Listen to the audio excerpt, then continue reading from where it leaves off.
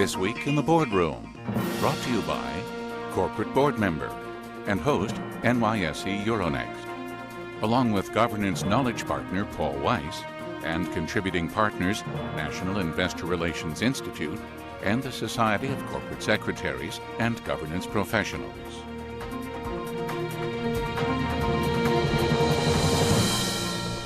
Welcome to This Week in the Boardroom. I'm Scott Cutler, Executive Vice President with NYSE Euronext, and today I'm joined with Paul Washington, Deputy General Counsel and Corporate Secretary for Time Warner. Paul, welcome. Thanks, glad to be here. The topic of today's show is actually coming out of what's called the Proxy Fee Advisory Committee, and we're here to talk about the recommendations that came out of this committee. For those viewers, the NYSE and its role as a self-regulated organization sets the fees that are paid from issuers to broker-dealers to distribute proxy materials to street holders that own shares in public corporations. And the Proxy Fee Advisory Committee was pulled together with representatives from issuers, brokers, funds, and intermediaries in the industry to look at the current state of affairs in the proxy distribution system. As we've talked about a lot on this show, these things, Paul, like proxy access to shareholders, communication with shareholders, is really now a topic that I guess used to be within the bailiwick of investor relations, is today much more integrated between board and management and communication. So maybe we can just first start off to say, what's your perspective at a board level in terms of how companies are dealing with communicating with shareholders? Sure. I think companies are putting a lot more effort into it now. Some of us have been doing it for a number of years. We have conversations with our major shareholders once or twice a year about governance matters, and I think a lot of companies are doing that as well. And it's because communication is all the more important today because the votes that shareholders are casting are more consequential than they have been in the past. More directors are subject to a majority vote standard, so it's very important to get that 50% at least. Most do better than that. Say-on-pay votes mean that there's another opportunity for shareholders to weigh in, and there are consequences if you don't get a high enough vote. You can come under extra scrutiny by the proxy advisory firms.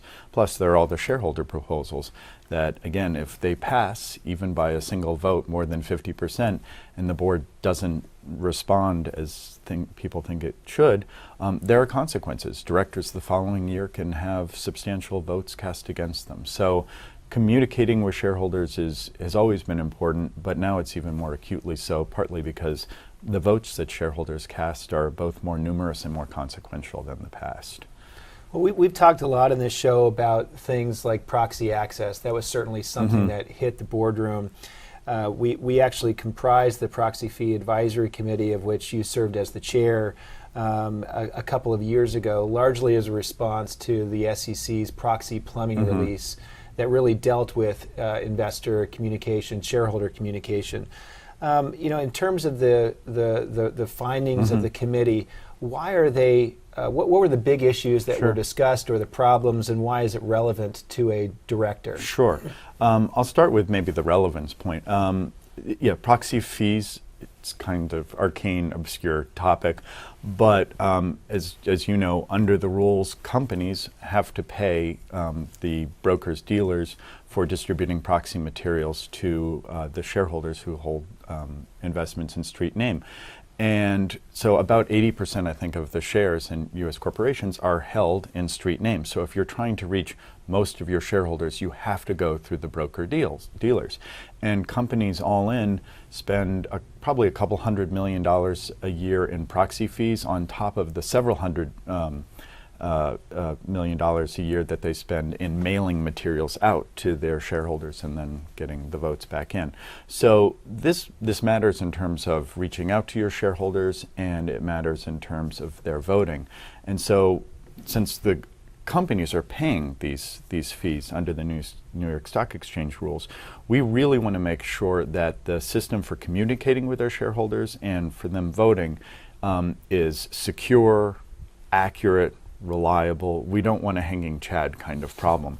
So so we as issuers and directors want to make sure that the system we're paying for works.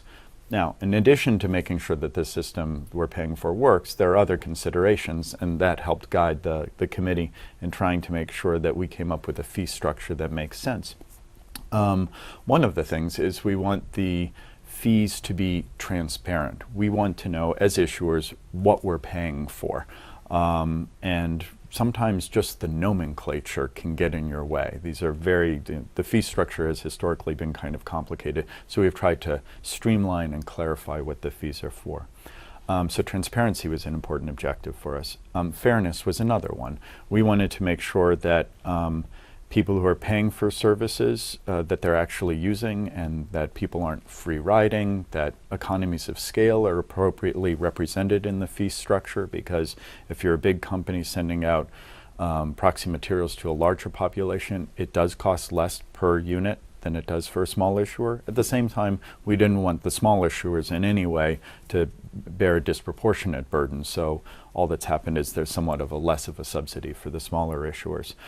So transparency is important, fairness is important, and I think flexibility is too. We have a system in terms of communicating with shareholders and their voting that's moving from paper to electronic. So we wanted to make sure that the fee structure that we put in place continues to support communication with shareholders, electronic voting by shareholders, and that it'll be flexible enough to evolve over time as technology changes.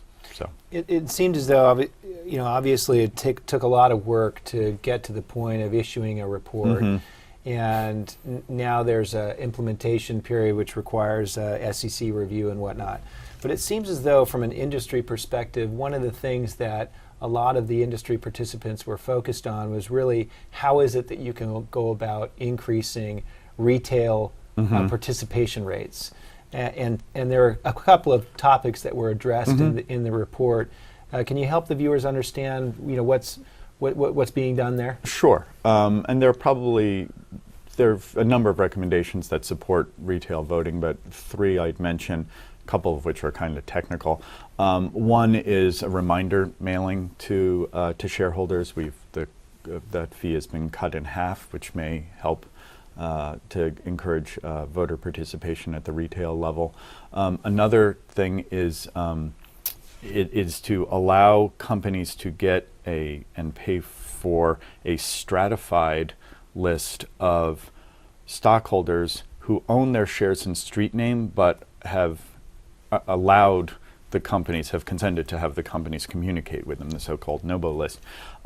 Companies, especially if you're in a tough battle, often want to reach out to those people who are on that list, who are consented to hear from you. And what we'd like to be able to do is to reach out to a subset of those folks. You don't necessarily need to. It's not cost effective to reach out to folks who may have a few shares, but you may want to reach out to everyone who has 1,000 or more shares. So what we'd like to be able to do is to get the NOBO list, that list of folks, and only pay for the folks that we're getting. So we've got a recommendation that companies should be able to get that selected stratified list. Probably the most exciting thing that the opportunity for encouraging retail voting, though, is just to make it easier for investors to get their proxy materials and to vote online through an idea called investor mailbox. So you could go to your broker, and through your broker have access to all of the materials and all of the votes you have to cast. Sort of one-stop shopping, more seamless voting. So the committee thinks that's a great idea. We think that it's definitely something for the stock exchange to continue to look into exactly what kind of fee issuers should pay to help convert people over from paper to electronic delivery using investor mailbox. We think it's definitely worth some money to move the world along in that direction, because we'll save a lot of money. Directors, their companies will save a lot of money in in not needing to do paper mailings, and they will also help to increase voter participation, all very good for companies. So we think it's useful to have a fee to help support that. But we've sort of kicked it over to you guys to figure out what that fee should be.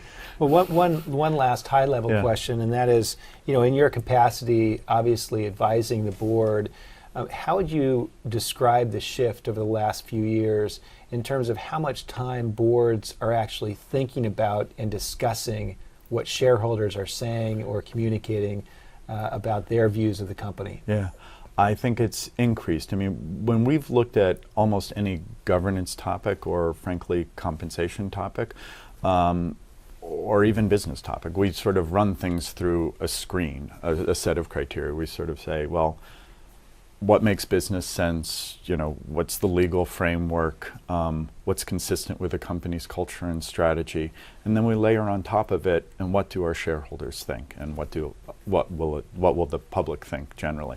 So that's true when we're looking at a governance practice, whether it's combining or separating the chair and CEO positions. We look at it from all those perspectives. We look at compensation through what makes sense for the company, what's the legal framework, regulatory framework, all that. But we also very much consider what have our shareholders said. And same with business decisions in terms of capital allocation. What should our dividend policy be? All that kind of stuff. So shareholders' views play an important role in the decision-making process in a whole lot of different areas. And it can sometimes be, as you know, conflicting views from shareholders. But the important thing is, I think, for boards is to make sure that they've got the mechanisms in place, that management has the right mechanisms in place to gather that information about their shareholder views and funnel it up for the board's consideration. So even if it's not dispositive in what the board decides to do, at least it's information that helps to inform their decision. Well, great, Paul. That's actually been great insight. For those viewers that are interested in seeing the final report or the recommendations from the committee, it's available on the website at nyse.com. From this point, the NYSE will take the recommendations of the committee, and those will be reflected in rules that will be filed with the SEC. So there will be an opportunity for issuers and other industry participants to comment on these changes. But I think your last point is probably the takeaway for our viewers here, is that, as we've talked about on the show, the importance of communicating and understanding the shareholder viewpoint at the board level is important.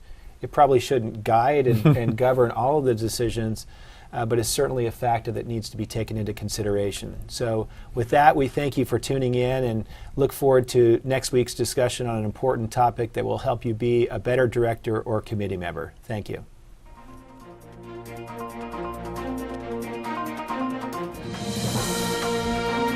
Join us again next week for This Week in the Boardroom, brought to you by corporate board member and host NYSE Euronext, along with governance knowledge partner Paul Weiss and contributing partners National Investor Relations Institute and the Society of Corporate Secretaries and Governance Professionals.